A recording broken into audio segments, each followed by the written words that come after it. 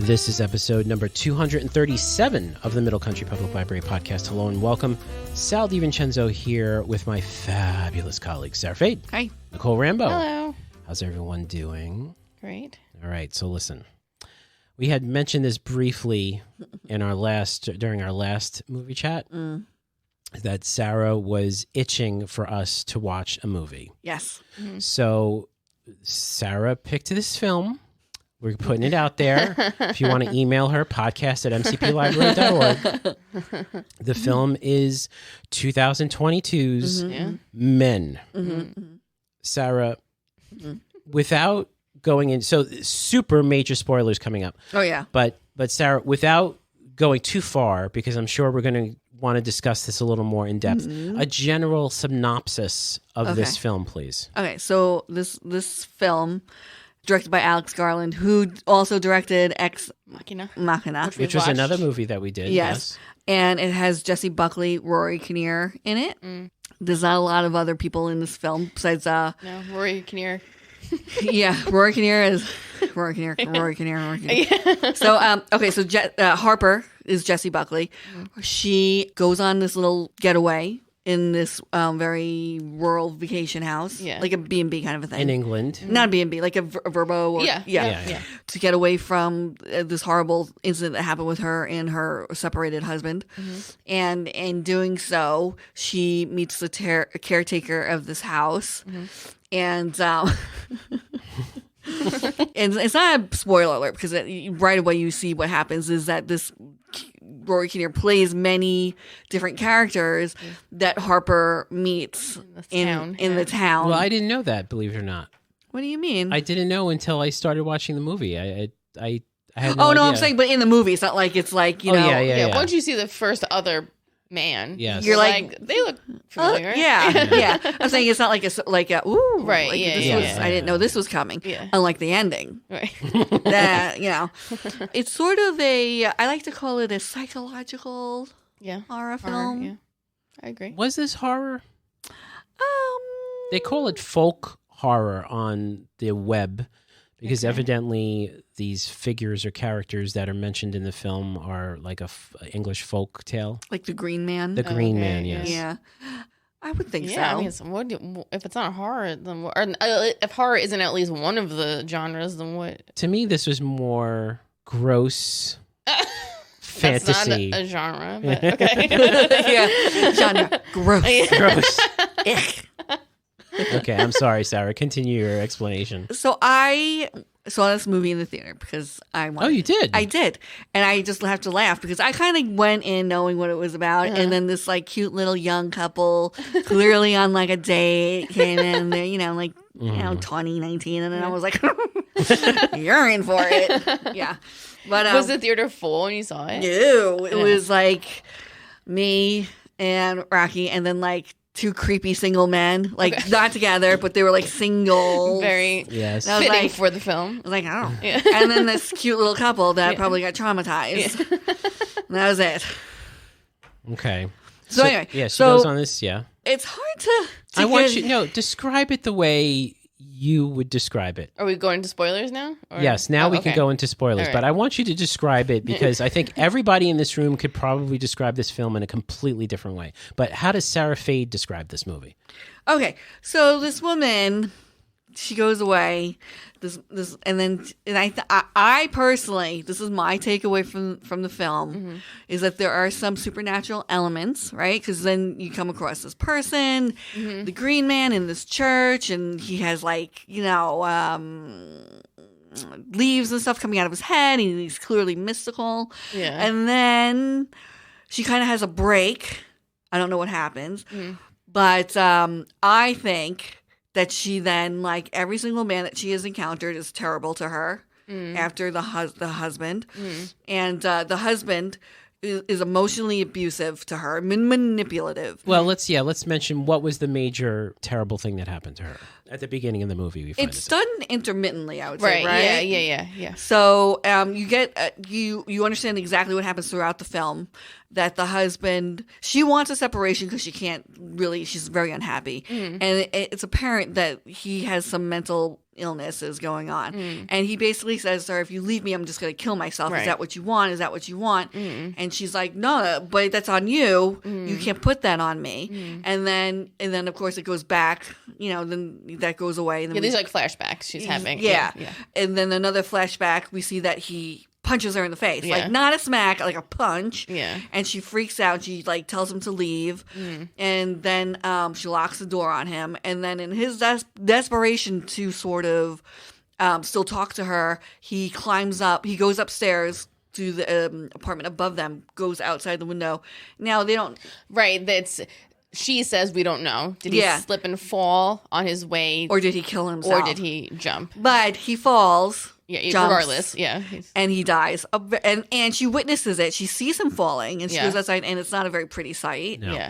Yeah. So she's... But it's like, you have to look at it. Well, you don't have to look at it, but how he dies, like his injuries come into play. Yeah. Later on. Yeah. Yeah. So she's racked with guilt because she doesn't know. Did he fall? Did he kill himself? Right. Regardless. Right. This all happened. She's loaded with guilt. This man was her husband, her closest person in her life, was not very good to her. Yeah. So then she goes to this personal retreat by herself. And then every single man she encounters from there on is just creepy. Yeah. Or downright hostile towards her. Right. Like you get a naked guy that Sal thought was funny. Yeah. Yeah. No, because like she's on the phone and like he just kind of like he's like looking in. She's walking around the backyard, and she's not like seeing him, and I could not help but laugh out loud. Oh, Yeah, because he wasn't like a peeper or anything or doing anything menacing. He was just like, I'm going for a stroll and like what's that? It's like what's in there? Oh, Yeah. Okay. So then she sees the naked guy and freaks out and then calls the police. And the policeman is also Rory Kinnear. Right, yeah. You can't tell that the naked guy is Rory Kinnear. I think that was like a little bit better, like, because you're not looking for it yet. But I think the policeman was the first one. You're like, wait, is that him again? Like, well, that's when I was like with the priest. I was like, wait. Yeah. So there's a priest, a child. Oh, that was creepy. Because they like de-aged like CGI Rory Kinnear's but he has face. like a full-size man's head, and it was just like, what? Yeah. So then, and then it just breaks down. Like, then it just turns into like this, like, you're just watching this woman. It starts off creepy and bad. And then like this is unsettling silence, this unsettling sort of aloneness, right? Yeah, I think a lot of the cinematography is unsettling. It's like beautiful and unsettling at the same time. Yeah, like you just know, like, oh, geez, I wouldn't be alone. I'd be like... Yeah. I know because we were watching at the same time, kind of. I was texting Sarah. I'm like, okay, I check out now. Okay, I check out now. Yeah. Okay, I check out now. Like, I would have left so many times. Yeah.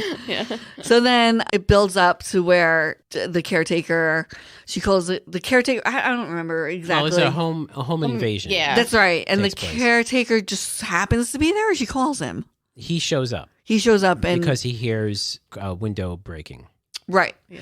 So then then he kind of seems nice or whatever, but then he gets a little hostile, and then he gets downright like They chase her with the car. yeah. And then all heck breaks loose. The last 15 minutes. It is the last minute. Okay, and this is when it's CGI, obviously. Yeah.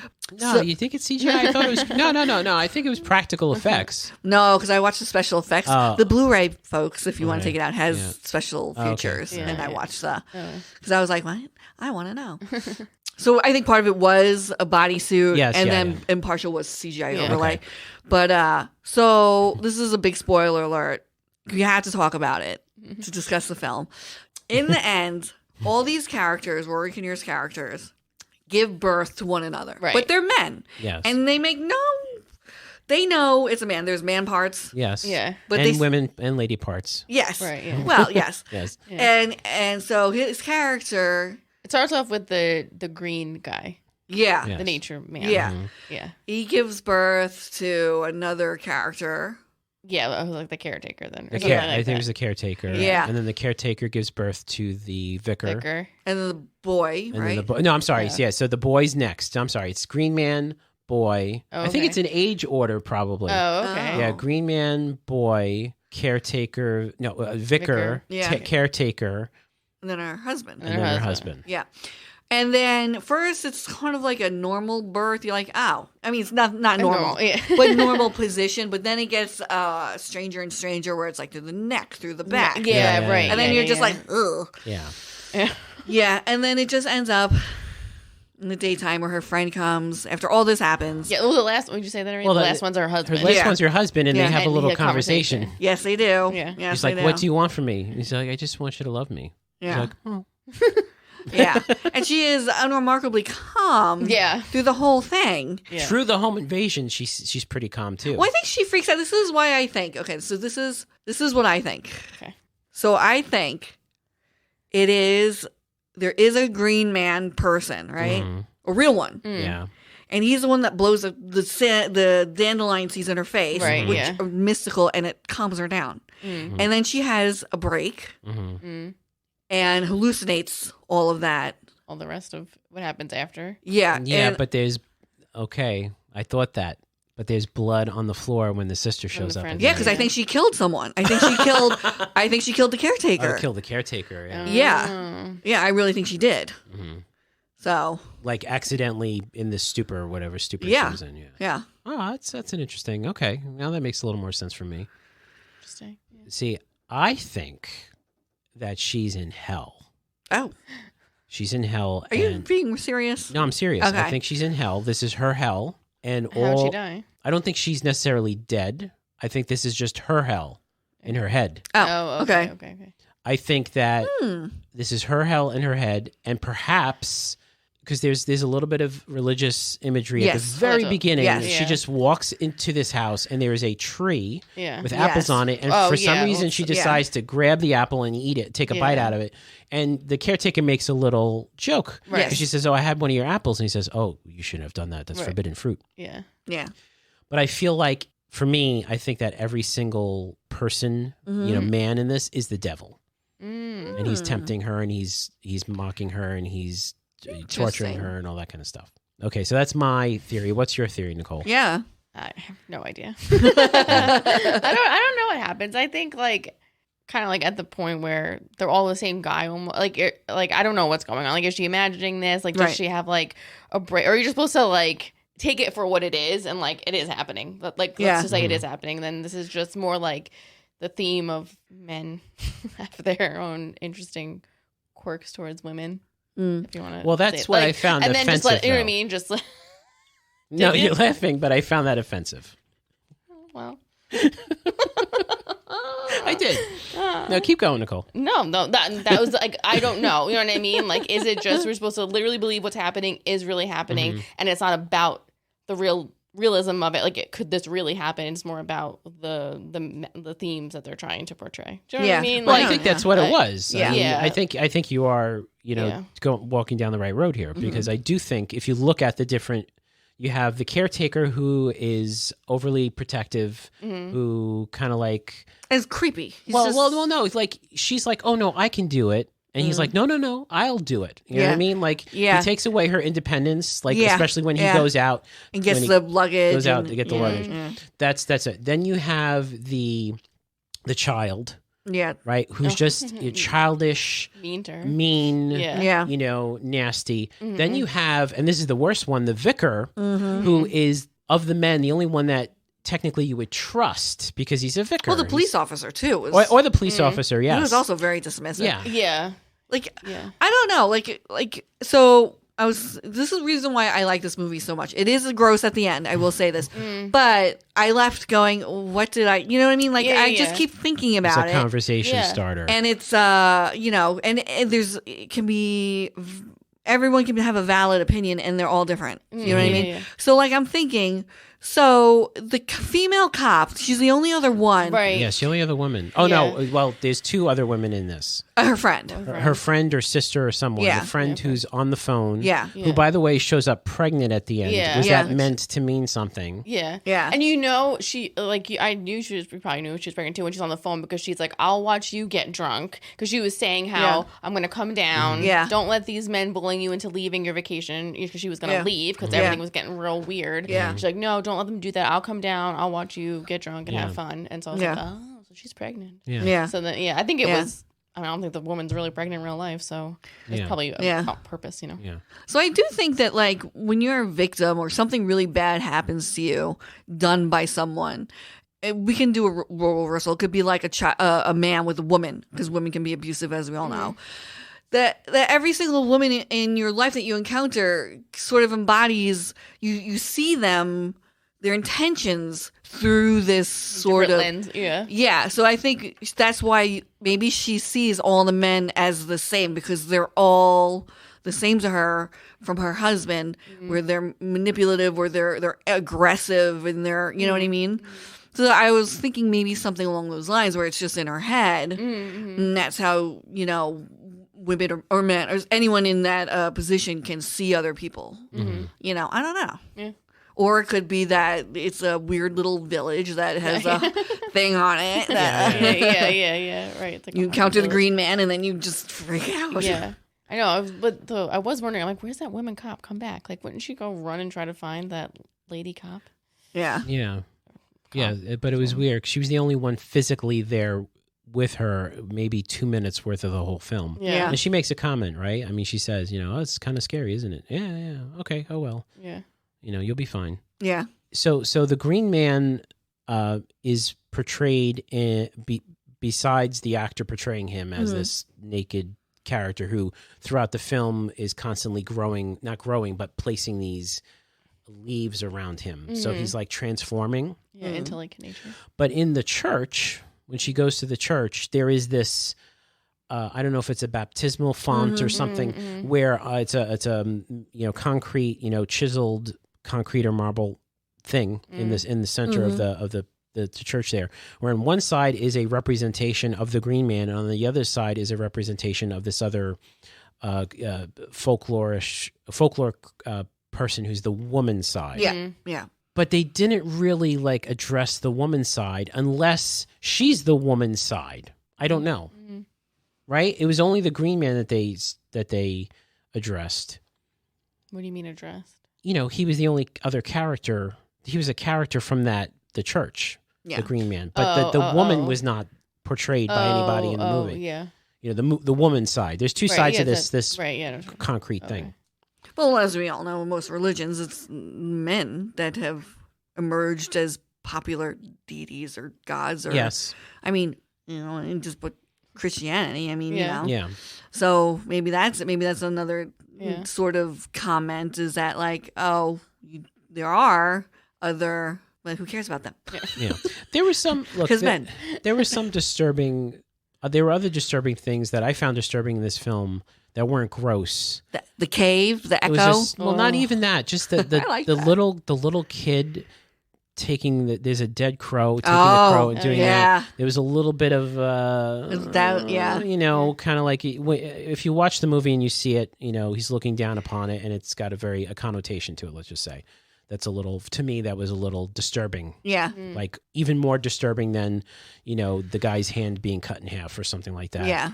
Well, that's how he died. That's how the husband died, right? It ends with him being dead in the same position that the husband died in. So she cut his hand in half because that's his hand fell on the and the broken ankle, and and then the broken ankle, which he got in like the car accident or whatever, right when he came. And the bird is in the same position as the husband. Yeah, that's why I do think this is the devil and she's being tortured internally in her head. Yeah. Or the thought of her husband and the whole situation, the men represent that in her head, and they're just like coming at her and doing all these things. And like every person doesn't necessarily represent the different terrible things that men do, but terrible things that her husband did. You know what I'm saying? So it's less general, less offensive to me, more specific to her. You know, okay. Because the vicar is the worst part. I mean, really, to me, the vicar is the worst part because, you know, the vicar is supposed to be the person you can go to, you can talk to, they can help you, and he's like he says the worst things to her. Of all these people, he says like the most nastiest, ridiculous, worst things to her before she takes him out. All right, so it's a head scratcher. Yeah, it is a head scratcher, but you know, I'm glad that Sarah's been like yelling and screaming about this movie. She's been wanting people to see it. She's been going around the office saying, "Have you seen it? Have you seen it? Have you seen it? Have you seen it?" Yeah, because I wanted to talk about it with someone. She wants to talk about it. Yeah, she didn't want to spoil it. So now you talk to all two of our listeners. So, I feel like the more you talk about it, the more things unfold. Right. Because I was talking to my colleague at Sayville, and he had his own opinions and everything like that.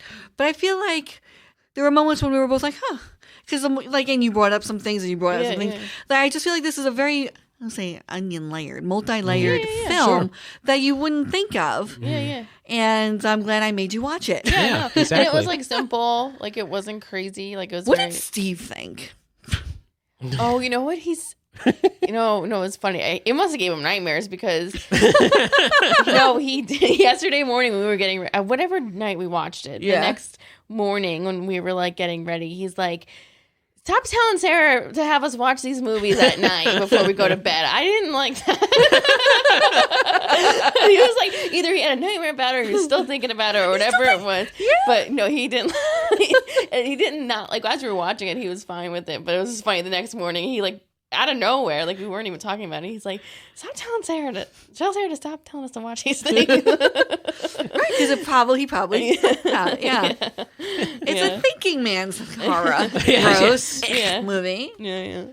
So 1 to 10, Sarah, what are you going to give Men? I thoroughly enjoyed it. I give it a 9 because it's right in my wheelhouse. Like I like these type of movies. I know it's not for everybody. Yeah. But I do like to think about. I like to think. Okay. Sometimes. Nicole? I liked it. I give it an 8. An 8? Yeah. All right.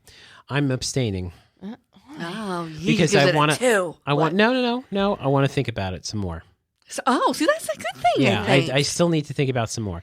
That being said, if I had to rate it just on acting, it's a 10. Okay. Yeah. Everybody. It's a 10. Yeah. It's a 10. The guy, Kinnear is the last name. Rory Kinnear. Yeah. He's phenomenal. Yeah. She was phenomenal. Yeah, she was very really good. And it's just the two of them. Yeah, it's just two of them. phenomenal. Yeah. They carried the film. I will say that. Yeah. The acting and the actors in this film carried this movie. Mm-hmm. If you walk away with anything, and the cinematography was beautiful. Yeah. But if you walk away with anything from me, the acting was awesome. Yeah. So I watch a lot of horror films, and they're all B movies. They don't have a lot of plot. So a lot of them are jump scares. Like I saw Midsommar or whatever you want to call it, MIDSOMR. It was all right. It was very long. Like that was an art house horror, which I don't like. Yeah. This was not art house. This was it was the same people. It was the A24 people. Yeah. Yeah. So, but it was. It was done well. Yeah. Like I said, it's a thinking person's horror film.